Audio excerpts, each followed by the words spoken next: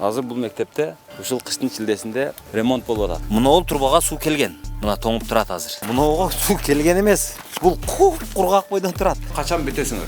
Монтаж кылып. 5 күн ичинде бүтүп калышы мүмкүн. Бир кабат айнек менен чыгып кетебиз деп ойлогонсуздар да эми?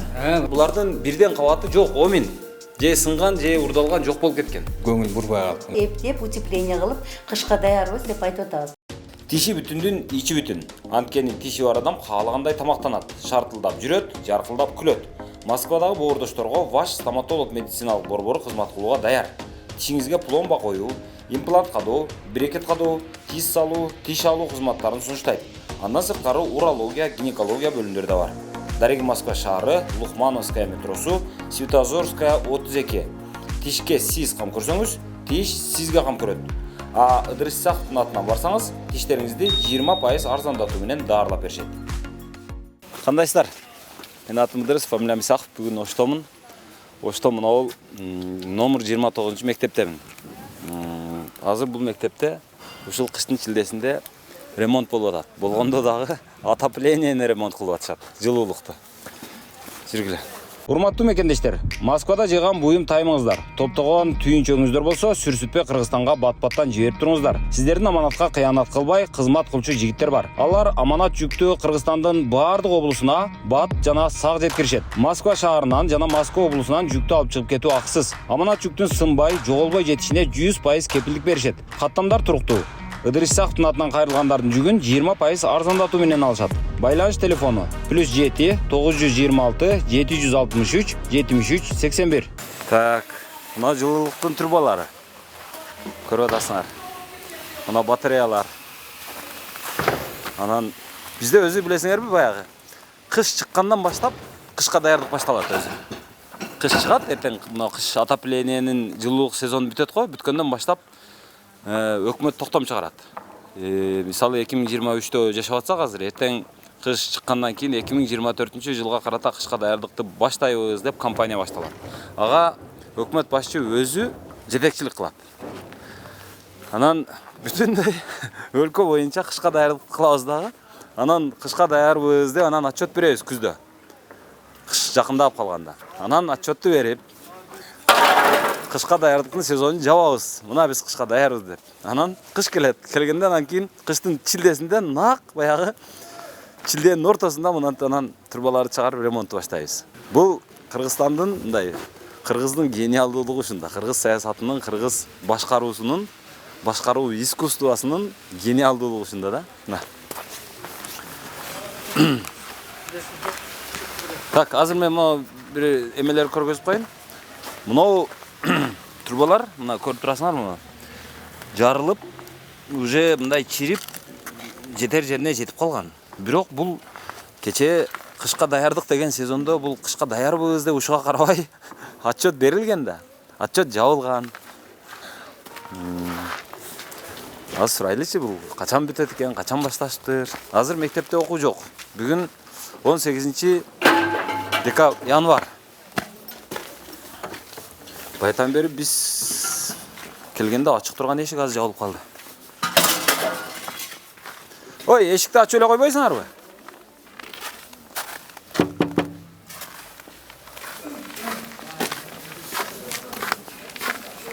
Биз эшиктен кире албасак анда тешиктен киребиз да, эмне кылабыз анда? Оппа. Салам алейкум. Эшикти ачып жабып койгон экен, тешиктен киргенге туура келди. Кандайсыздар? Жабып коюшту. Азыр осы жерден кирдим. Силерди алдыңар. Мен кирерде жабып коюшту. Мен келгенде ушундай сыйкырдуу күчтөр иштеп кетет, эшиктер жабылып калат. Жакшы. Качан баштадыңар, качан бүтөсүңөр? Силер тендерчи окшойсуңар, а? Жок, биз жылкамызда ишканасына. Мэриядан. Мэрияга каршы жылкамызда ишканасына. Эмне кылып атасыңар азыр? Биз демонтаж кылып атабыз, алып чыгарып кайрадан жаңадан тартылат. Неге бул кыштын ортосунда? Бул багы 23-үндө эме 13-14 катуу суук болду го. Электр энергия өскөнүнө байланыштуу багы тоңда катуу суук, аномальный холод өзү эскертип берип атты го. Ошол учурда баягы электр энергия өчүп калып суунун айланасы токтойт да. Анан бул жакта бул терезелерди көрүп атасыздар жыгачтан. Эми ошого байланыштуу тоң болгон. Циркуляция начар, эски батарейка. Я түшүнүп эле. Эми болду, кыска эле, а? Болду. Хорошо. Эми Эми биз Балдар иштей берсин, сиз тарта берем, а? отдельный. Өзүнчө. Балдар. Жолтоо болбойт. Сиз кимиси болосуз баса? Бул камсыз ишканасында. Жетекчиси сизби? Жакындай. Мастер. Мастер, жакшы экен. Бул эмелер турбалар кайда кетет азыр? Мектептин завхозунда. Түшүнбөдүм. Мектептин завхозунда. Мектептин завхозунда өтөт, а? Мектептин өзүндө көрөсүз. Буздар ушул жерде контролдоп барат ушул.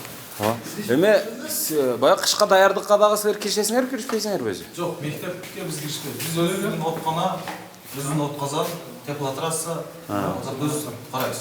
Мектептин Girişe bizge karar. мектептин жок. Bizge teşhis yok. Анан эмнеге азыр сиздерге тиешелүү болуп калды анан? Авария болгондон кийин? Окуучулар окуш керек. Азыр чыгарсаңар качан бүтөсүңөр? Качан окуу башталат? Эми onu Материал берсе de. Жок, эртең понедельник күнү окуу башталат да. Жок, силердин ишиңердин эмесин айтайын дедим. Чамаңарды сурайын деп атам да. Жак иштеп атат. Азыр бир корпуста баягы келип циркуляция бир жерге өтүп калган да. Ошол блок тоңгондо байланыштуу азыр башка бул блоктор иштеп атат. Жок, мен айтайын, азыр мен сиздерге материалды полный алып келип берейин. Бардыгы бүтсүн, ошондо качан бүтөсүңөр? Монтаж кылып. Эми айтыш кыйын. Биз электр. Эртең понедельник окуу башталат да, дүйшөмбү. Бүгүн четверг. Биз айта албайбыз анда. Ошондо 3 күн калды да. 3 күндө бүтөсүңөрбү? 3 күндө бүтүш жок. 4 күн, 5 күнгө чейин болсун. 5 күн ичинде бүтүп калышы мүмкүн. Тез арада бүтөт бирок. Максимальный иш жумшалса бүтөт 4 күн, 5 күнгө чейин бүтүп калат. Жакшы экен. Биз бир көрөйлү. Ассаламу алейкум, кандайсыздар? Чай ичип атасыздар? Не болуп тур бул жак? Чатак бекен, а?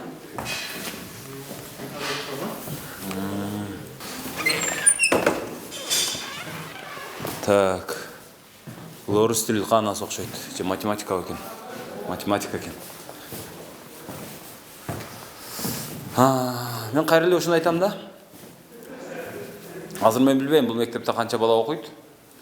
Анан бул болгондо дагы мынау парталарынын, отургучтарынын формасына караганда бул баягы эң кенже класстардын корпусу экен, кенже класстар окуган корпус экен. Анан ушу кенже класстар отурган корпуста абал ушундай. Бирок биз билесиңер да, биз кышка даярдыкты жай саратан ичи кышка даярдык көргөнбүз. Анан ушу биздикилер көбүнчө билбейт окшойт, ушу кышта кар жаай турганын, анан суук боло турганын, анан суукта кышында адатта суулар тоңуп, трубалар жарылып кетиши мүмкүн экенин биз билбейбиз да. Анан ошого мындай даяр болбой калат окшойбуз көбүнчө. Биз быйыл да билбеппиз да, ушул кыш болуп, кышта бир тоң киреринчи. Анан ошого байланыштуу, билбей калгандыгыбызга байланыштуу мынтип суулар тоңуп калыптыр. Анан бүтүндөй эме жанагы система чыгып атат. Бул азыр булар айтып атпайбы? Эме бул жерде ушул аномалдык суукка байланыштуу ошол трубалар жарылып кеткен деп. Труба жарылып кеткен эмес, труба ага чейинде чирип калган өзү. Башталгыч класс канасы дейт. Анан кирип көрөбүз, мугалими Ниманкожаева экен. Мындай да. Мына бул жерде мынау электр печкесин дагы коюшуптур. Ушуну менен дагы аракет кылып көрүптүр. Анан айла кеткендеги иш да бул. Анан эми мынау терезелерди карайлы. Мынау терезелер бул Союздун малында коюлган терезелер. Булар 2 кабаттуу. Өзү 2 кабаттуу болот. Мына сыртында 1 кабат, ичинде 1 кабат. Бирок булардын бирден кабаты жок, омин. Же сынган, же урдалган жок болуп кеткен. Мынау 1 эле кабат, бул 1 эле кабат, бул 1 эле кабат, бул 1 кабат турат. Бул 1 кабат, бул 1 кабат. Мыноосу 2 кабат экен, бирок сыртындагы кабаты сынып калыптыр. Мынонун сырты калыптыр, ичи калбаптыр. Мунун сырты калыптыр, ичи калбаптыр. Мунун сырты жок, ичи калыптыр. Мунун да ичи. Мунун сырты, мунун ичи. Мунун ичи гана калыптыр. Булар дагы мындай сынган, жамалган терезелер. Эми мен кайрадан айтам. Өзү кыш чыгары менен Кыргызстанда кийинки жылдагы кышка карата даярдык болот, башталат. Анан ага бүтүндөй премьер-министр өзү баш болуп көзөмөл кылат. Анан тынбай жыйналыштар өтөт. Ой, кышка даярдык кандай кетип атат, кышка даярдык мындай кетип атат деп. Анан күзгө жакын, ошо кышка жакын. Анан отчет маалы башталат. ошол кышка даярдык бүттү, биз кышка даярбыз деп анан кийин жанагы отчетторду жабат. Анан ошол отчетторду монол терезе менен кантип жаап атышат дейм да. Мынанда бир терезе жок экен, мында бир терезе жок, мында бир терезе жок. Эртең суук болот, суук болсо мына жерде трубалар тоңуп калат, тоңуп калса жарылат. Бул ушул мектептеги физиканын, мектепте баарыбыз эле окуганбыз да. Физиканын мыйзамы бар. Эгерде суу тоңсо, эгерде темир турбанын ичиндеги, ал темирди, ошол темир канчалык катуу экенине карабай, жарып салат, жарып чыгат ошол. Көрсө биздин жанагы жетекчилерибиз ошол физика сабагын окушкан эмеспи, же жанагы география сабагын окуган эмеспи. География сабагын окуган болсо, Кыргызстанга ошол ноябрдан баштап катуу суук түшөт да. Кар жаайт, ноябрда кар жаайт, декабрда кар жаайт, январда кар жаайт. Керек болсо февралда жаап коет, керек болсо мартта да жаап коет. Анан ошону биздин бая жетекчилерибиз билбейт окшойт. Же ушул мугалимдер өздөрүкүнө эле окшойт да, ошол жетекчилерди ошентип окутпай койгон, балким. География сабагын, анан физика сабагын. Суу канча градуста тоңот, суу тоңбош үчүн эмне кылыш керек? Кайсы жерлерди жылуулаш керек? Анан бир кантип жылуулаш керек деген нерсени биздин жетекчилер окубай койгон окшойт. Же биздин мугалимдер окутпай койгон окшойт. Азыр балким ушул мугалимдердин өзүндөдүр күнөөчү. Мисалы, Ош шаардык билим берүү башкармалыгы деген бар. Ал бир эле мындай билимди гана карабайт, ал чарбаны дагы карайт. Мектепте бор барбы? Мектепте кагаз барбы? Парта барбы? Бир эмеде класста канча окуучу окуп атат? Ага парта барбы? Отургуч барбы? Деген маселелерди дагы ошол Ош шаардык мисалы билим берүү башкармалыгы көзөмөлдөйт. Анан булар кантип ушул мына бир терезени, мына бир эле терезе турат, бир эле терезе турат, бир эле терезе турат, бир кабат. Бир кабаттаны жок. Анан кантип силер кышка даярдыкты жаап койдуңар? Биз кышка даярдыкпыз деп кантип айттыңар? Мен билбейм да. Бизде мал адамдарга, ошо малга кылгандагы мамилени кылбайбыз да. Биз адамдарга караганда малга жакшыраак мамиле кылабыз. Мисалы, кээ бир чоңдордун азыр бизди жетектеп атпайбы, ошол чоңдордун баягы короо сарайларына барсаңыздар, алардын бардыгы мал багышат көбүнчө. Ошолордун малканасындагы температура азыр мынау класстагы температурадан жогорураак да. Мен сиздерге муну толук жоопкерчилик менен айта алам. Мисалы караңыздар. Мынау жака кирсеңиз, ушу кол тоңот. Мына бул жакта деле ошол маселе. Бечара мугалимдер мунаны эптеп, мынау эме менен жаап мунаны. Ушинтип эптеп жылуулашты да. Ушул бир жылуулукту кичине болсо да сактайт деп аракет кылышкан окшойт. Бул бир кабат, бул бир кабат, бул бир кабат, бул бир кабат, бул бир кабат. Кана калган кабаты, кана калган айнектер. Анан кантип муну жаап койдуңар? Биз кышка даярбыз деп кантип отчет бердиңер дейм да. Эми биз жана терезеден кирдик эле, терезеден чыгабыз дейм. Ой. Бизде ашып барса ошол 20 градус суук болду быйыл. Анан ошол 20 градус суукту биз аномалдуу суук деп атабыз. Бирок дүйнөдө башка жерлер бар. Ал жерлерде 40-50 градус сууктун болушу бул мыйзам ченемдүү нерсе. Анан ошол жерлерде элдер мынантип кышында жанагы турбалары тоңбой эле, анан кыштын шилдесинде мынантип ремонт кылбай эле жашап атышат. Өзү негизи мен азыр мында бир турбаны көргөзүп берейин. Мына жүрүңүздөр.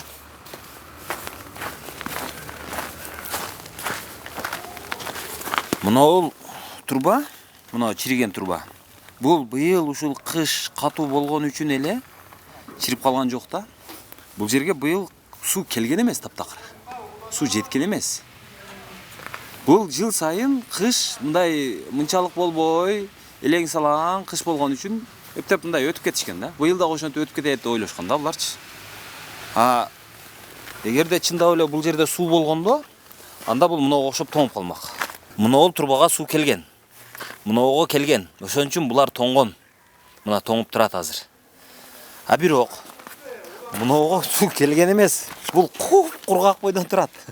Муну эч ким текшерген дагы эмес, жанагы кышка даярдык болуп аткан учурдачы.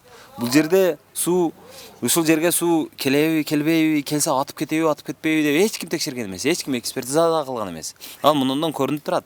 Бул чирип калган турба. Бирок биз ушуну кышка даярдыкты көрдүк. Бизде бардыгы жакшы деп ошардык. Билим берүү башкармалыгы отчетту берип, чоңдордун көзүнө коюп, мына биз жакшы иштеп атабыз, кышка даярдыкты көрүп койдук, быйыл кыштан аман эсен чыгабыз дешкен да. Билим берүү жанагы эмеге учурабайт. Үзгүлтүккө учурабайт дешкен да. Андай болгон жок. Бирок буга эч ким жоопкерчиликте калбайт. Себеби бизде ушундай. Ким жоопкерчилик алат азыр? Ким азыр кышка даярдык үзгүлтүккө учурады? Мынага окшогон бир кабаттуу айнектердин дээрлик экинчи кабаты жок. Аны ким жоопкерчиликти алат? Ким мына жерде экинчи кабат жок, эртең кыш болсо мына турбалар тоңуп калат. Балдардын колу тоңуп калат, балдар отура албайт мына жерде. Эртең балдар ручка жазылбай калат деп эч ким айткан эмес да. Талап да кылган эмес. Бардыгы ошол мэриянын көзүн карап, чоңдордун көзүн карап эле, бизде бардыгы жакшы деп коюп отурабыз. Эгерде сен чоңдордун көзүн карай турган болсоң, мына жактагы өзүңдүн негизги кыла турган жумушуң ушу балдарга кам көрүү, балдардын окуусуна, балдардын билим алуусуна шарт түзүү болсо, ошону унутуп кое турган болсоң, анда эмне кылып отурасың? Анда сен жетекчи катары сенин кимге керегиң бар? Жетекчи катары сенин зарылчылыгың эмнеде? Деген суроону эч кимибиз бербейбиз. Суукту кара. Мына. Ош шаардык Калинин атындагы орто мектеби дейт, номер 29.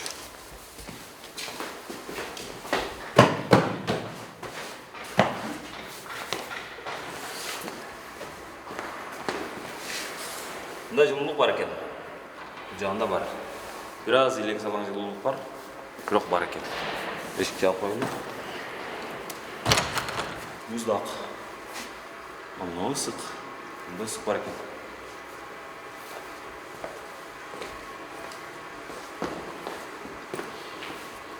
Мына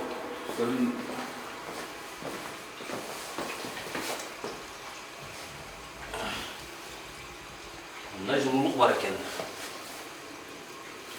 Мындай жылуулук бар экен азмаз. Мында терезе ушул айнек турат, айнектин кесиндиси. Ушул жактан суу түшкөн окшойт. Бул тоңуп калыптыр. Бул ушул имараттын ичинде муз тоңуп турат, муз. И ушул имараттын ичинде, ушул муз эрибей аткан имараттын ичинде балдар окуп атышат азыр. Бул Бул ысык экен. Бирок муну тышына коюштур. Директор кайгында турат? Üstünde ikinci etажda. Кайка, бияктан чыгабыз. Быйыл биз кыштын болорун билбеппиз да. Biz bilgemiz, bu ette bilgemiz de. Кыш болбойт дегенбиз, а? Kış bola da tutulmaz. Не карап турат бул? Жаңадан сварка болду булар. Nakılda da eritti de suyunu. Бул. Bu hava da böyle. Buzda yanında eritti de. 3 ton geceler buzda etkiledi de.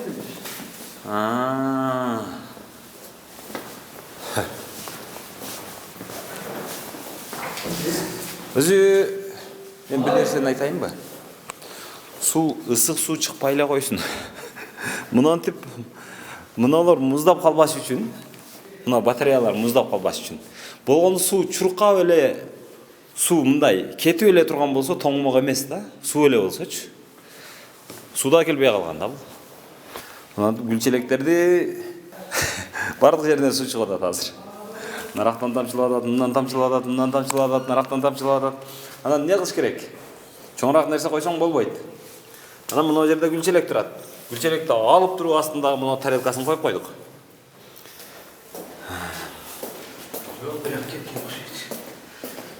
Şurada işler oldu. Anan remont kılıp epte kaldı Kuday'a şükür. Макул, ака. Кышка даярдык болгон да сиздерде? Olgan ha? Болгондо. Мындай 2 кабат айнектин орду турат. Бир эле кабаты калыптыр, калган кабаты жок.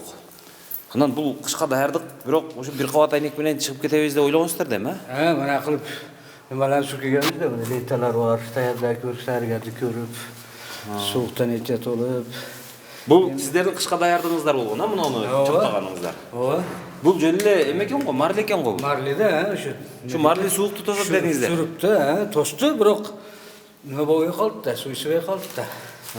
Öşünüki vardı. Anan ne oldu atan? Anam bitti. Baldar kıldı. Kelip payarlık menen Payanlık bilen yeritip. Jarılıp ketken yeri jarılıp gitti. Ülgüyen yeri ülgüp kaldık. Soğukta şunday oldu da. Özü siz bilesiz da. Isık su çıkpasa dele, muzdak su aylanıp öyle tursa. Aynen. Şu da şu aylanmaya kaldı da. Sami Gülam'ın şu da. Ota şu ne gelin bakalım? Şu birinciden onların nimesi bozulup kaldı. Katelli. Kaçelniki. Anan süvet ölçüp kaldı. Günde süvet ölçüp kaldı ki o bir bop durup öldü. Anan üçüncüsünde koş koymayız bu. Üçüncüsünde buna kışka dayardıktan katı olgan ele edi. O şeştek emez. O prosto istetmesi mümkün. Atak bana isteseli oldu le bizge. Bari istediler de. Mana şu istebe kaldı da. Şey. Makul. Жоқ дегенде кичине суукту тосооле мына эки кабат болсо? Ha, bize tosat da. Анан? Tosat da çünkü yetişmeye kaldı. Ana o. Direkt- Onu körütas. Öşelerini kılıp büttükte bir yılda. Ucum bu yakıya ülgü verdik. Yetmedi.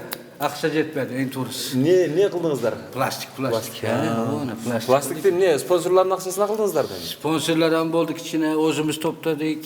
Özünüzдөр каяктан топтойсуздар? Mugallimler topladı o. Muhallebiler topladı da. Kayaktan topladı. Kayaktan aylıktan da. Kayaktan topladı. Şimdi kılıp Ne? Jeki mençik mektep mi? yok. Memleketlik mektep. Memleket demek de. Ha memleket ne deydi? Memleket kılıp verem deyip endi bardagi ülgüye jatat da. Ular abeşat kıldı endi mana onu kılıp beretdi. Endi ular kalıp ketdi Xudo kalasa.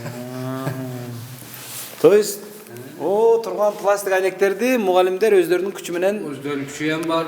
Meyaktan hem yardım verişti. Meyaktan ne Yani odan yardım verdi mi? Bilmiyorum ben de daşkanalını bilmiyorum. Bırak. Şimdi ukkanım var. Yardım veriş kim koldan kesti yardım verdi. bu direktörün kamasa. Ha? Yok. Yok ha. Bizde bilesingler de var jetekçiler. Bayağı ilgeri biri aytıptır.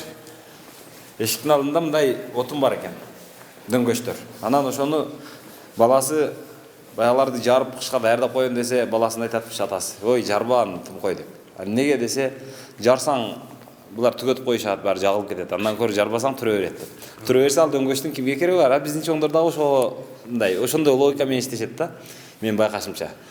Мындай унчукпай койсоң, көңүл бөлбөй койсоң, өздөрүнө керек да, мына жерде булар өмүр бою иштешет да, анан өздөрү бирдеме кылып, ата-энелерге жаман көрүнүп, жакшы көрүнүп, анан кичине мына балдар окуйт, мен эмес.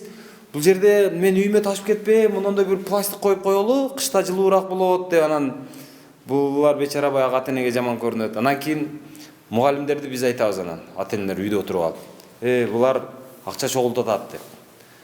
Анан акча чогултууну, анан андай болгондо министрге, премьер-министрге керек болсо президентке чейин чыгат. Ушул маселе.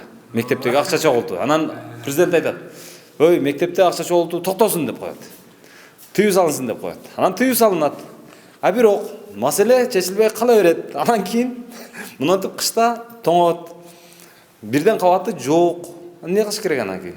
Кайра эле анан кийин дагы президент айтса айтып койгондур, бирок мына жерде жаңылабасак болбойт да, анан кийин жок дегенде кичине демөөрчү болгула деп, анан кайра эле анан ата-энелер чогулушун кылып алышып, мугалимдер анан дагы ата-энелерге анан акча салат.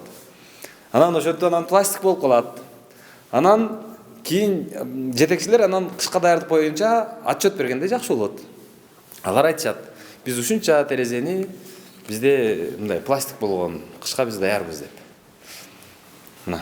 Эгерде булар ушинтип ата-энелерден акчаны чогултуп, анан пластикти коюп бүтүп коюшса, анан мынау жылуулукка деле көп мындай муктаждык болбой калып, анан керек болсо мындай жылуулукту бербей койсоң дагы турбасы тоңбой, анан мындай элдир-селдир жүрө бермекпиз да. Bilişimde yok kaldı değil, felaket ekin. Felaket. Жақсылар, жүрчүлөр бар. Биз мен ушул баягы кышка быйыл кыш болорун билбей калдык да. Боларын bildik ki mınday var diye oylamadık da. Жок, негизи кыш ушундай эле болот го, мисалы Abisinde bizde unday bo'lgan emas da. Direktör эмессизби? Кандайсыз? Директорсизби? Жакшы экен, биз сизди издеп аттык эле. Менин атым Ыдырыс. иштери менен чуркап жүрөт элем. Кандайсыз, жакшысызбы? Жакшы. Мына пластик айнектерди бул киши айтып атат, биз өзүбүз Бул өзүбүз эмес. Жылда Гаронодон будан 2 жыл мурун 30 айнек алдым эле. Гарононун счетунан. Анан анча класстарда ата-энелер өздөрүнүн инициативасы менен алмашса, бир ашып барса бир 4 же 5 айнек алмашты. Анан бар жок почти 90% Гарононун эмеси менен. Биз жылда жазабыз. Ушундай жыл боло алайлы мектепте деп, ошонун эмесинен болот да. агай жүргүңүздөр мына жерге. Сиздер быйыл кыш болорун билгенсиздер да. Эми кышка окшошпойт. Себеби адамдын бир күн жашоосу дагы экинчи күнүнө окшошпойт да. Туура. Бирок сиз деле угуп атасыз да. Быйылкы суук аномалдуу суук деп тура.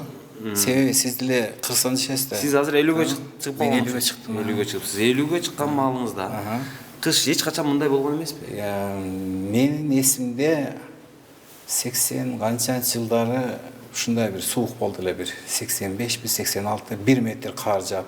Одон бери жолу Азыр 1 метр кар жааган жокпу? Жок, жабаса дагы суук болду да. Макул. Анан биз мынау өкмөт мынау терезени жасап атканда ошол кышка туруштук бере турган кылып болсун деп 2 кабат кылган да. Азыр 1 кабат менен сиздер отурасыздар. Анан бирок сиздер кече кышка даярдык деген нерсе бул былтыркы эле кыш эмес, буга чейинки бир 10 жылдаган кыштардын бардыгында мынау терезе 1 кабат менен эле калып атат да, экинчи кабаты жок. Ошону кантип жаптыңыздар биз кышка даярбыз деп? Эми мыналардын араларында эме кылып мынтип жаптык. Мына отоплениянын анча-мынча былтыр тамчылап калган жерлерин бүтөдүк. Анан эми жылда эле жакшы эле болчу эле, быйыл ушундай болуп калды да. Анда мынау 2 кабат айнек кылган мурдагы долбоор бул эми келесолор түзгөн беле бул. Кандай болуп калат? 2 кабат. Эми жөн эле мындай чоң иштерди келесилоо түзбөсө керек. Вот ошону айтам. Аны келесолор кылбаса, ар бир адам өзүнө как бы башкаларды келесоо көрбөш керек деп. вот ошону айтам. Бул эгерде келесолор кылбаса, мунун кадимкидей баягы физикалык расчеттор болгон да, ушунча суукка, ушундайда туруштук бериш үчүн 2 кабат кылышыбыз керек деп.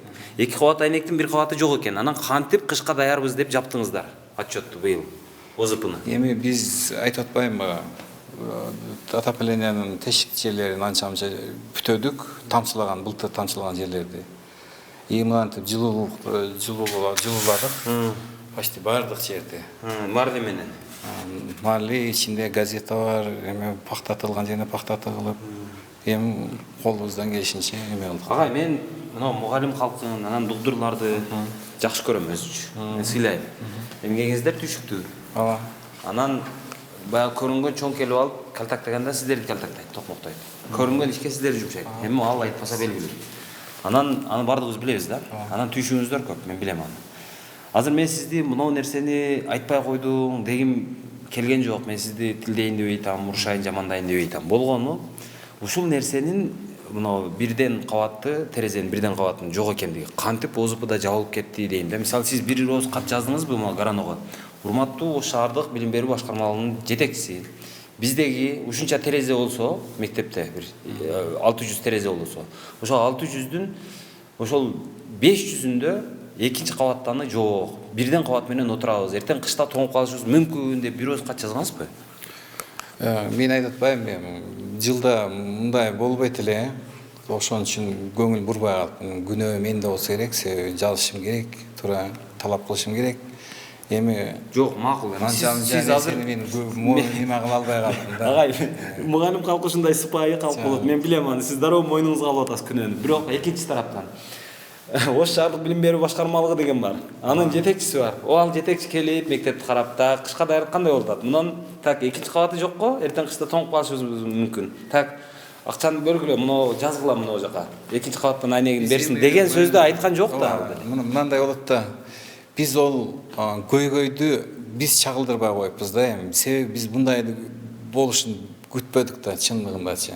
Эгер биз ошону биз өзүбүздүн эсибизге келбептир. Себеби будан мурунку жылдары бар жолу эми сон эле болуп атканда жылуу болуп, азыр деле көрүп атасыз, болушунча жылуулукту алып атабыз, эме атабыз, ремонт кылып алгандан кийин.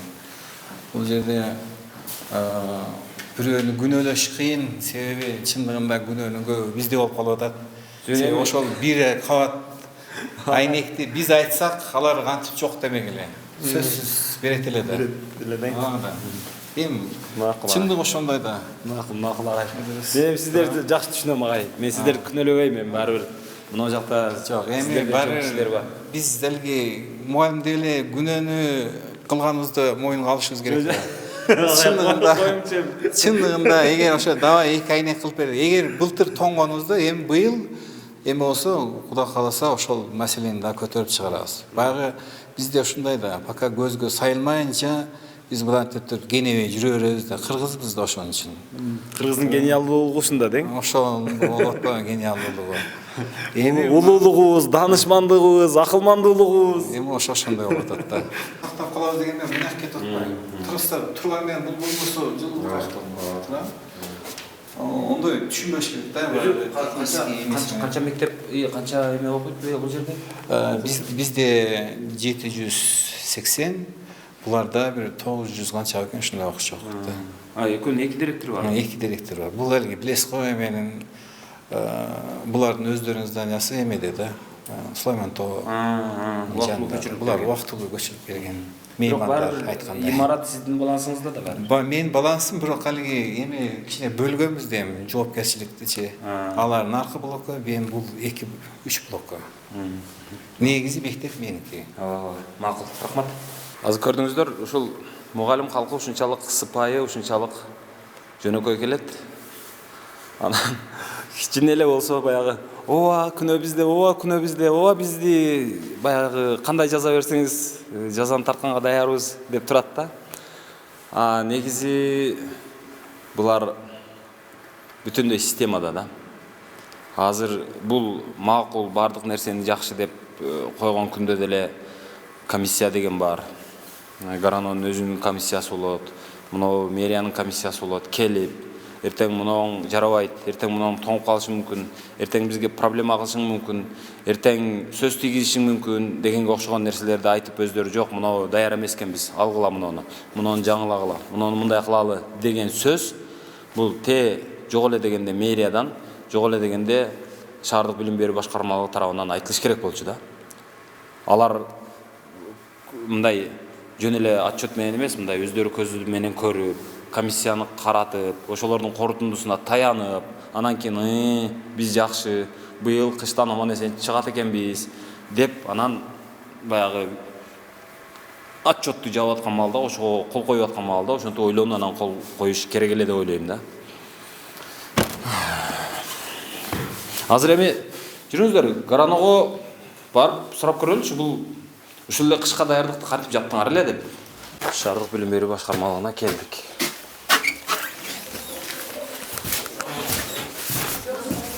Саламатсызбы? Кандайсыздар? Жакшы. Кире берейин, э? Ой, киребиз. Менин атым Ыдырыс, фамилиям Исаков. Саламатсызбы? Саламатчылык. Кое берейин, э? Кой. Агай, биз жеке эме боюнча келдик эле, жанагы Панфилов анан Кален мектептериндеги азыркы абал боюнча. Так, Панфилов менен Кален мектебибиз бул өткөн неделяда четверг күнү жана свет слабый болгон үчүн анан кийин постоянно өчүрүлүп атпайбы? Ошондо немелерибиз, батарейкаларыбыз муздап калыптыр. Муздап калып анан кийин жарылып кеткен да. Анан жакшы эми ал жерде сразу эле реакция кылышты, алар деле бар. Эмнеге ал жерде андай болгон, котелдун бир жери бир неме болуп калган окшойт, по-моему, жанагы жагып аткан отканасында. Ошол жерде проблема болгон экен. Алар айтып атат, биз тез аралыкта эле оңдоп беребиз дедиле. Биз бардык, биз да бардык, баарыбыз чогулдук, анан кийин сразу эле жанагы батарейкаларды ал жерде промывка кылып, кайра дагы неме кылганда убакыт өтөт экен. Анан эми өзүңөр билесиңер, биздин мектептин имараттарынын баарынын эскилиги жетишкен, отопительный системалардын эскиликтери жетишкен. Аны кылганга да убакыт керек экен. Ошондуктан ошол жерде биз жаңадан турбаларды алып бердик. Ошону кылды. Жарымдын көбүнү болуп калды. Эми бирки крылосу калды. Ал крылону да бүгүн эртең уже бүтүп атса керек. Ошондо окууну азыр каникул онлайн. Ошол күнгө чейин даже Бүгүн уже четверг болуп калды. Вторник күнү дагы балдар келип аткан. Эмне дегенде жылуу жагын окуп атышкан да балдарча. Анан эми капитальный болгондуктан биз 1-2 күн онлайнга өткөрүп койдук. Буюрса где-то понедельник күнү уже дүйшөмбү күнү балдар окууга чыгышат. Жакшы экен. Жеке бирок бизде бир түшүнүк бар да, жанагы ОЗП деп коебуз көбүнчө. Анан кышка даярдык деп, кышка даярдык өзү кыш чыкканда эле кийинки кышка даярдык башталат, туурабы? Туура айтасыз. Ого премьер-министр өзү баш болуп жетекчилик кылат. Ооба, ооба. Көзөмөл ошол жактан болот. Анан мен азыр барып сиздердин кышка даярдыгыңыздарды көрүп келдим да. Мектепке бардым. Барсам мектептеги терезелердин, ошол эски терезелердин дээрлик бир 90%, 90% ашыгыраагы экинчи кабаты жок экен да терезенин. Бир эле кабат менен отурат. Ошону кантип жаптыңыздар силер? Туура айтасыз. Бизге эми өзүңүз билесиз, мындай финансовый маселебиз аябай татаал болуп атат. Негизгиси эле анан бизге ремонтко деле акча бөлүнгөн 23 миллион эле бөлүнөт мектептергечи. Канча мектепке? Бизде жалпысынан азыр 44 мектебиз бар шаарда. 44 мектепке 23 54 мектебиз бар. 54 мектепке да. Ошондо биз эми ар бир мектепке канчадан туура келип калат ошондо? Эми ал бизге капитальный ремонтко, анан кийин текущий ремонтко, анан кийин жанагы полностью ошол отопительный системаларды алмаштырганга ошол акча бөлүнөт да. Биз ал эми ал акчаны эле карап отурбайбыз. Биздин көп эле ушул директорлорубуз, мектептин директорлору неправительственный организациялар менен иштейт. Да, МПОлор менен иштейт. Анан кийин биз баягы коррупционер, ата-энелерден акча чогултабыз деп атпайбызбы? Ошо ата-энелер менен иштейт. Бирок мыйзамдын чегинде камкордук кеңеш. Ошолор менен иштеп, кандайдыр жардамыбызды кылып атабыз. Анан спонсорлор бар. Жакшы бизде ушу жогорку кеңештин депутаттары, жергиликтүү кеңештин депутаттары да жардам берип атышат эми өзүнүн колунан келишинче. Мен айтпайм, мен полностью. Ошолор менен гана кичине жардам менен мындай ахвалыбызды кыйла оңгонго аракет кылып атабыз. Ошондо былтыр Туура айтып атасыз. Ошо остекление бизде 2 кабат болуш керек өзү. Бир эле неме болуп атат да, бир кабатка араңып жетип атат. Жок, өзү негизи терезе сынат да. Терезе сынат. Сынгандан кийин дароо ошону оңдоп койбосо, дароо ошол сынган терезени бүтөп койбосо, анан бүтүндөй ошол терезелердин бардыгы сынып бүтөт экен да. Азыр мен байкап атам да, ошол бирден терезеси бир кабат сынып калса, экинчи кабаты калып отуруп, ошонун бардыгына көз жумуп отуруп. Азыр ошол бирден кабатка калыппыз. Бирок ошол бирден кабаты дагы азыр сынып, айрым жерлери. Анан аны эптеп клейлеп, баягы мугалим бечаралар, баягы скотчтоп бирдеме кылып эптеп атышыптыр. Анан ошону сиздер бирок жаптыңыздар да, биз кышка даярбыз деп баягы отчет тапшыргансыздар да. Ал туура эле айтып атасыз, ооба. Биз кантип жаап атабыз? Ал жерде утепление болот. Ошону эптеп утепление кылып кышка даярбыз деп айтып атабыз. Анан кийин жана сиз аябай жакшы айтып атасыз, отопительный системабыз биздики негизгиси эле жарылып кетип атпайбы? Эмне дегенде жана мен да айтып кеттим да, кайталап кетем, бул уже эскилиги жетип калган, биринчиден. Экинчиден, эми биз кышындасы эмне болушун билбейсиң да. Мына, например, мына кечекинде деле катуу суукта жанагы свет өчүп калды. Неме муздап калды, отопительный система жарылып калды. Ушундай боло берет экен да. Ошондой бирок эми сиз азыр мындай өңүңүздөн карасам бир 50-нын тегерегиндеги эжеке экенсиз да. Анан бирок баягы эң жаманга даярдан, бирок мындай надейся на лучшее деп коет го, мындай эми жакшы болот деп үмүт кыл, бирок андан жаманыраагына даярдан деген принцип бар да эми, туурабы? Туура айтасыз. Мисалы сиз өзүңүздүн жашооңузда ошону колдонсоңуз керек. Анан келип бирок ушул мен азыр мени таарынтканы, мени жанагындай кылганы, кандай капа кылганы мына болуп атат да.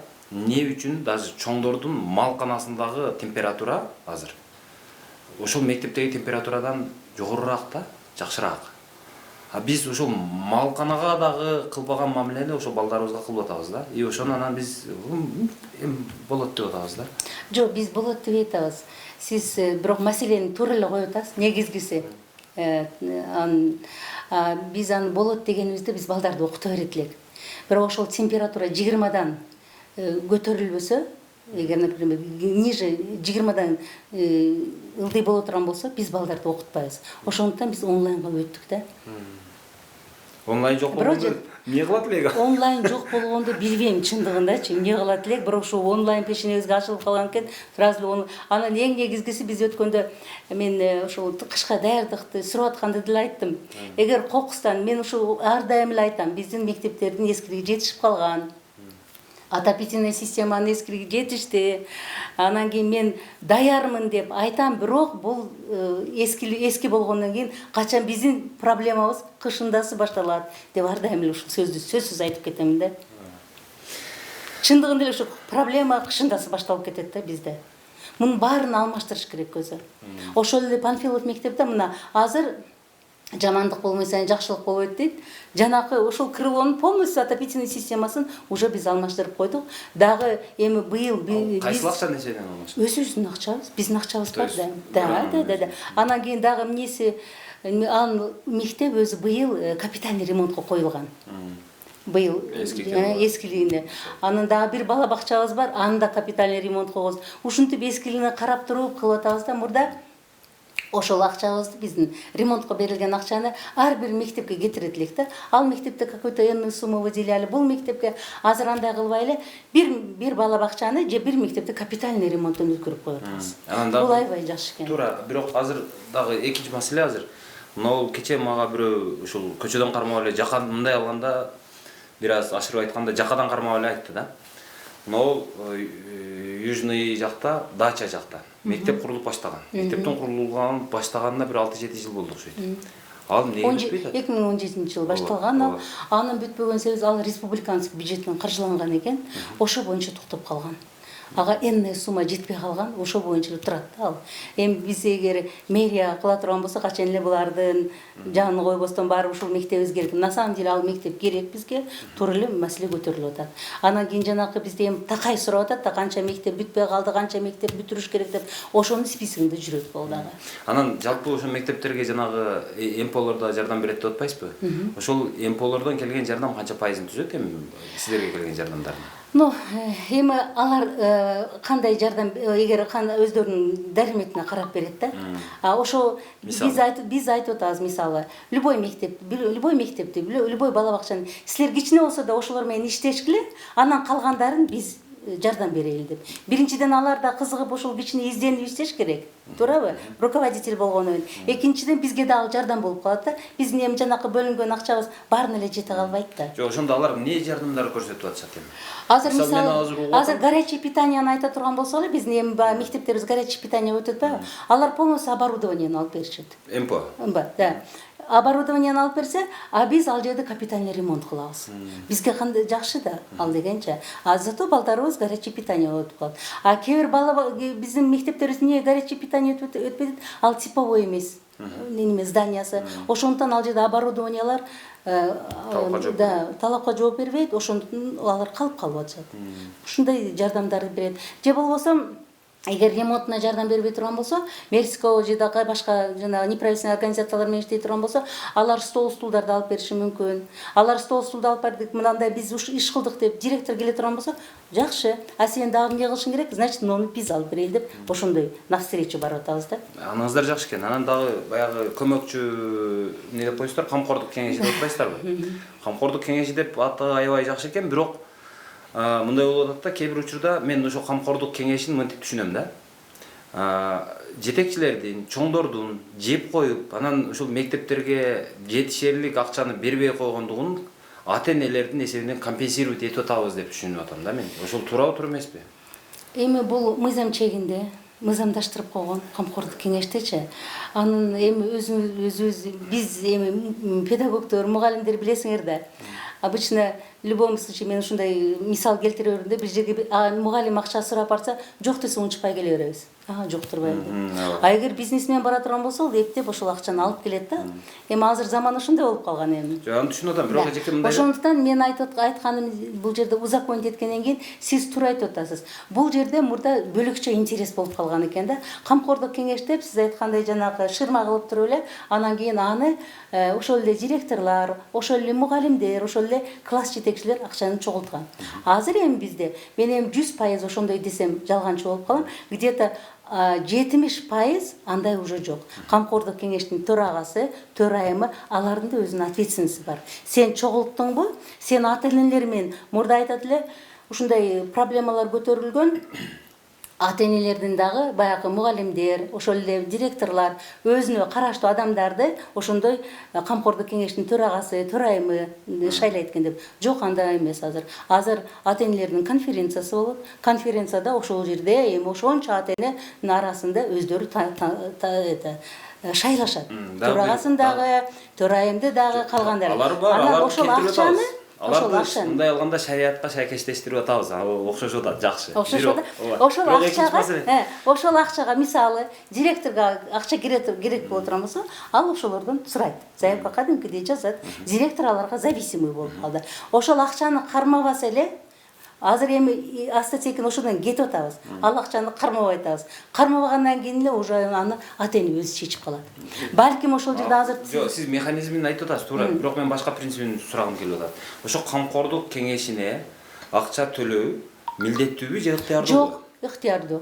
Эч кимди заставлять этпейт. Бирок бизди милдеттендирип атат да. Кээ бир ошондойлор болуп атат, туура айтасыз. Кээ бир ата-энелер өздөрү сен муну чогултушуң керек дейт, алар ошондой болот. Бирок ал мыйзамга каршы. Бирок баланы жекирип мугалимдер ошол анан баладан талап кылып, доскага чыгарып алып, баягы ошончо калган классташтарынын көзүнчө урушуп, тилдеп, талап кылганга мугалимдин акысы барбы, жокпу? Ага акысы жок. Ошондой учурлар болгон. Мен андай такыр болгон эмес деп айтпаймын. Бирок ошондой учурлар боло турган болсо, биз азыр протокольный поручение берип койгонбуз полностью. Руководительдерге дагы, мугалимдерге автоматически андай иш орду каралат. Ошондо мугалим жазаланабы же аны Биринчиден директор, эмнеге дегенде директор ал жерде, да. Бар жок, директордон исходить этет да, в любом случае. Өзү негизи мен камкордук кеңешиндеги ошол чогулган акча боюнча мындай түшүнөм да. Мисалы, ар бир класска пландуу расходтору болот. Мисалы, бир класс, бир мугалим бир айдын ичинде мисалы 5 килограмм борду жок кылат дейли. 5 килограмм жетпесе керек, мен образдын айтып атам, бир 2 килограмм бор талап кылынат бир мугалимге. Бирок биз ошол 2 килограммды толук берип атабызбы азыр? Гарано бере алып атабы, бере албайбы? Жок, биз гарано андай 2 килограмм борду бере албайбыз. Биз энное суммага эле энное количество борду беребиз, энное количество тарное полотнону беребиз, энное количество ведро беребиз. Мен аны түшүнөм. И шыпыргыны беребиз. Биз өзүбүз аларга толук аларды бере албайбыз, кандыра. То есть азыр мектептеги ошол бор менен жана тряпка менен дегенге окшогон кагаз ручка менен камсыздоо толук 100% эмес. Жок, 100% эмес. Канча процент? Ну, где-то болушу мүмкүн, бир 50% болушу мүмкүн, 60% болушу мүмкүн. Калган 50% ата-энелер ата-энелер өздөрү. Жок, моюнда эмес, эми алар жардам берип атпайбы? Эми ошолор көтөрүп атат жүктү. Да. Бала бакчаларда деле ошондой. Жана бала бакчаларды деле чогултуп атпайбы? Немеге деп атат ал жерде да. Ну, жанагы подготовительный группа боло турган болсо, жана кандайдыр бир краскага дейт, карандашка деши мүмкүн, аларга, буларга деши, ошондо дагы прочий расходторго бизге каралган эмес. Даже бала бакчаларда ремонтко акча каралган эмес. Сизде кызматтык машина бар да? Менде кызматтык машина жок. Кызматтык машина менен Машина жок, өткөндөн кызматтык машинабыз берген, бирок бат-бат эле бузулуп калат экен. Бирок бензин алып өзүңүздүн машинаңызды колдонуңуз. Да. Сөзсүз. Айына канча бензин коротосуз? Бир где-то бир, по-моему, 150-180 литр. Ошол сиздин мына ишке келип кеткениңизге айрым мектептерди текшерип, ушундай авария болгон учурда барган расходторуңузга ошол Мага жетет. Жетет, Мен эми айрым эмес. Мен, например, эртең менен эле сөзсүз бир мектепке же эки мектепке, эки бала бакчага жолугуп туруп, анан кийин келем. Жумушумду ошондон баштайм. Ошого жетет. Жетет. Анан эми Жапалак жака же болсо Адырга, Южныйга бара турган болсоң эми көбүрөөк бензин кетиши мүмкүн, но в любом случае жетет, мага жетип эле атат. Азырынча жетет.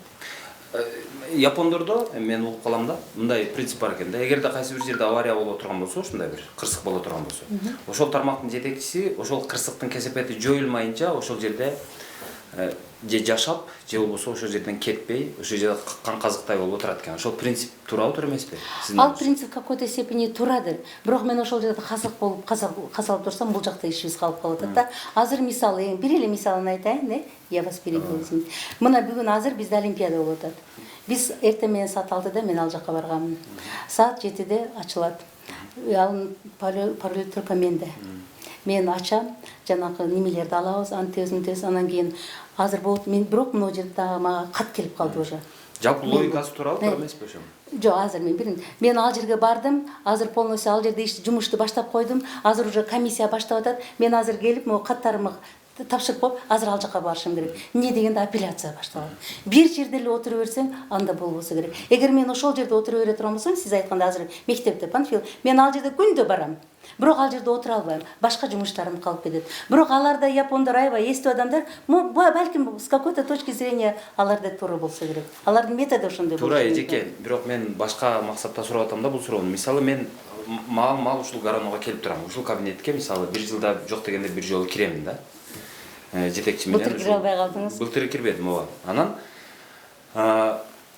ремонт мисалы азыр өзгөрүптүр. Кабинетиңиздин ремонту жакшынакай. Мектептегидей эмес. Анан мынау килем жок эле, килем пайда болуп калыптыр. Жакшынакай килем. Мынау мебелдер мисалы. Анан биз жетекчиге максималдуу комфортту түзүп атабыз дагы, бирок окуучуга эң минималдууду көрбөй атабыз да. Анан мисалы мектепте бор жетпей атат, а биз комфорттуу отурабыз. Мисалы ошол бир эле бул сизге эле тиешелүү эмес. Мисалы ошол мектептер салынбай атат, ага акча жетпей атат, а бирок бизде жетекчилик баягы жакшы кызматтык машиналарда жүрүп атышат. Мисалы президент башкылуу айтып атышат азыр. 10 миңдик, 20 миңдик өзүбүз чыгарган куртканы кийбей, ошол жанагы бренд курткаларды 5 миң, 6 миң доллардан алып кийип атат деп. Эми бизге ошол жарашабы, жарашпайбы дейм да. Мен мисалы азыр сиздин мына кабинетиңиз аябай жакшынакай экен. Мисалы азыр Япониядан же болбосо Америкадан бир конок келсе, сиз тартынбай кабыл аласыз мына кабинетте. Жакшы. А бирок аны мектепке ээрчитип барганда эмне кылышыңыз керек? Мындай да, бул зданияга ээрчитип келгенден деле уй алсак керек деп ойлойм. Потому что элдин баары эле айтат да, буга уже 70 жыл болду, мына здание, эгер адам болгондо 70 жыл эле. Бирок биз негизгиси бизге өзүбүзгө зданиянын кереги жок.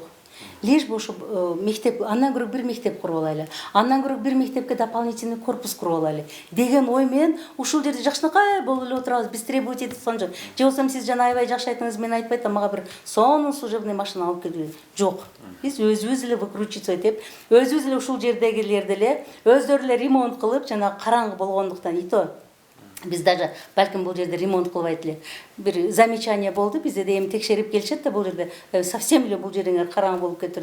Ошондо Кудайга шүгүр, эми силер айтмакчы, доступтор бар экен, спонсорлор бар экен, бири-бирин кылса, бири-бирин кылып эле. Анан эми аял киши болгондон кийин мен ойлойм да, как аял катары, эне катары, в любом случае ушул отурган жериң жакшыраак болуш керек да. Отурга бизде эми ушундай. Мен ушул ремонтту кайсы акчанын эсебинен кылдыңыз? Өзүңүздүн эсебиңизден? Жок, мен өзүм эсебимден кыла албайм. Мен неме возможностьум жок өзүм эсебимден ушул. Буга көп деле кеткен жок. Эми, например, мына шкафтарыбыз где-то бир 20 миң. Мына стулдарыбыз аябай жакшы көрүнгөнү менен бул 1200дөн эле. Туура, бирок эжеке. Бирок ушундай кылып отурган. Бирок бир эле бул жерде бир эле сиздин кабинетиңиз ушундай да. Мисалы мына эле чыксаңыз, орун басарыңыздын кабинети мындай эмес. Эмнеге ушундай дейм да? Жок, алар да ошондой жакшы болуп калды азыр. Азыр баардык кабинетине мындайынан кирип чыксаңыздар, баардык кабинетти ремонт кылдык. Эмне дегенде айтпайм, бир текшерүү келип, Гарановнун ушул отурган жери ушундай болгондон кийин мектептер тууралуу сөз жок деген сөз бир аз бизге не болуп кетти окшойт. Эмесе мына 3 жылдан ашып атат, биз ремонт кылбай эле жакшынакай болуп эле отурат элек. Бирок ремонт кылган бул жакшы деп ойлойм. Өзүңдүн эсеби эмес, мындай государствонун эсебине эмес, зыян келтирбей ремонт кылып отурган жакшы да. Мына бул сиздин кабинетиңиз, мына жаркырайт жакшынакай. А бул секретаршанын кабинети. Жакшы эле бул деле жакшы. Бул деле жакшы. Жагыбыз эле жакшы. Азыр. Мунун карасаңыздар, мисалы мында потологу жакшынакай, жаңы. Мына плинтустар коюлган, жакшынакай парда илинген, мындай жакшынакай мебель коюлган. А бул жакта потолог ошол эски, 70-80 жылда. Отургандын белгиси болуш керек да. Анан мына плинтустар эски, ошойдон. Жо, мен азыр болбогон нерсеге придраться этейин дебей атам. Мен жакшы. Мен бардыгына тегиз мамиле деп атам. Мына жерибизде конференц зал. Бул жерде эле жакшынакай. Эмнеси жаман муну? Мурда мындай жок эле. Туурабы? Так. Азыр мына кабинетти көрсөтөм силерге. Мына кабинет эмнеси жаман мунун? Бул да жакшы кабинет. А сиздики мындан жакшы болуп атпайбы, эжеке? Что мне интересно? Эмнеге? Ошол жетекчи менен мына орун басарлардын дагы кабинети окшошураак, жакшыраак болсо болот эле. Булардын деле урматы бар да эми. Жок, ар ким өзү кылып атпайбы ремонт? Биз ремонт кылдык. Өзүнүн жанынан кылабы? Мен ушул Вот ошону айтпайсызбы? мен ушул Жок, мен ошону айтып атам. Жаныңыздан кылдыңызбы десем, жок деп атасыз. Ар ким өзү кылып атат. Булар өздөрү кылышты эптеп ремонтту. А силер өзүңдүн акчаңа өдөсүң. Мен айтып атам, жардам беришти мага деп. То есть Туган туушкан бар, достор, агаларыңыз? чарларды. Эми агаларым бул жерге неме кылбайбы? Жардам бербейт. Жок, агаларым бул Макул. жерге жардам бербейт. Мен ушуну гана айттырайын дегенмин. Мен максатым ушу болчу. Ана нар жакты деле караңыздар бар. Сону кылып койдук. Макул эжеке. Дорожкаларды салып койдук жакшынакай. Макул, жакшы экен. Всё. Рахмат эжеке. Азыр ошол эжеке өзү айтып атат, биз өзүбүздүн жаныбыздан ремонт кылабыз, акча жок депчи. Анан мен жана камкордук кеңеши жөнүндө дагы ошону айтканмын. Бизде болгону эжеке айтып атат азыр. Болгону 50% гана мектептер жанагы борсор, ошого окшогон күнүмдүк керектелүүчү жанагы муктаждыктарды болгону 50% гана мамлекет жооп берет деп атат. Калганын баардыгы ата энелердин мойнунда деп атат. Бул деген биз анан отуруп алып биз кыйын болобуз да, ушу улуу элбиз, сулуу элбиз, данышман элбиз, акылман элбиз депчи. Вот ушул. Саламатсыздарбы? Кандайсыздар? Кабинетти өзүңүздөрдүн эсебиңиздерден ремонт кылып атасыздарбы? Ооба. Азыр көрдүңүздөр. Азыр мектептеги абал ушундай. Бул жактагы гаранодогу абал ушундай. Мектепте ал эскилиги жеткен. Ал кышка даярдык болду деп ведомство жабылган менен ал даяр болгон эмес. Ошонун айынан ушул кырсык болуп отурат. Анан аны эптеп жоюп атабыз, эптеп онлайнга өткөрдүк, анан балдарды окутуп атабыз, сабак берүү үзгүлтүккө учураган жок деген менен. А эгерде дагы жакшы жанагы ошол жаман батыш интернетти ойлоп таап койгон экен, ошо интернеттин күчү менен азыр ошол онлайн сабак өтүп эптеп мындай окшоштуруп атабыз. А бирок деген нерсе бар да. Анан мына ушул Ош шаардык билим берүү башкармалыгына келсеңиз, жетекчиси жанагы эжеке ал өзүнүн кабинетин өзүм эсебимен ремонт кылдым деп отурат. Мен аял киши катары деп. Анан башкаларыныкы жок. Анан бул эжеке дагы бир негизги нерсени айтты, жакшы нерсени. Мамлекет мектептерди бор менен, тряпка менен, жанагы шыпыргы, жана башка күнүмдүк керектелүүчү ошол чыгымдардын болгону 50 гана пайызын мамлекет камсыздайт. Калганын бардыгы элдин мойнунда деп айтты. Анан ойлоп кое бергиле да, биз кандай мамлекетте жашап атабыз? Ошол эле учурда бизде кайсы бир жетекчи служебный машинасы жок калган жок да. Кайсы бир жетекчинин служебный машинасына бензин куюлбай калган жок да. Кайсы бир жетекчиге 20 000, 30 000 сомдук кресло сатылып алынбай калган жок да. Тескерисинче ошол мына жетекчилик канчалык бийиктеген сайын ушунчалык роскошто жүрөбүз. Ошко келсе жетекчилер азыр жөнөкөй машинада жүрбөй калышкан. Бардыгы жипти талап кылышат баягы. Land Cruiser'ди. Lexus'ту талап кылышат. А сен мектебиңди кара мына жакта, мектебиң аткана болуп жатат. А сенин ал мектебиң аткана болуп жатса, ооруканаң аткана болуп жатса, а сенин Lexus'та жүргөнүң бир тыйын эмеспи деген суроону эч кимибиз койбой атпайбызбы? Азыр айтып атат. Телевизордон чыгышат дагы баягы Эмпо жаман, Эмпошник экен, алар жаман, алар эл бузар дейбиз. А бул эжеке айтып отурат азыр. Эмпо келип балдарга тамак берүү үчүн жанагы ашканаларды Эмпо ремонтто берип атат дейт. Эмпону жамандасак анда до конца жамандабайлыбы? Аны чыгарып салбайлыбы анда Эмполорду? Анан алардын жардамын кабыл албай койбойлубу? Өзүбүз кылып албайлыбы? Кыйын элбиз го мындай. Улуу элбиз, данышман элбиз, акылман элбиз. Ушул абал азыр Ошто.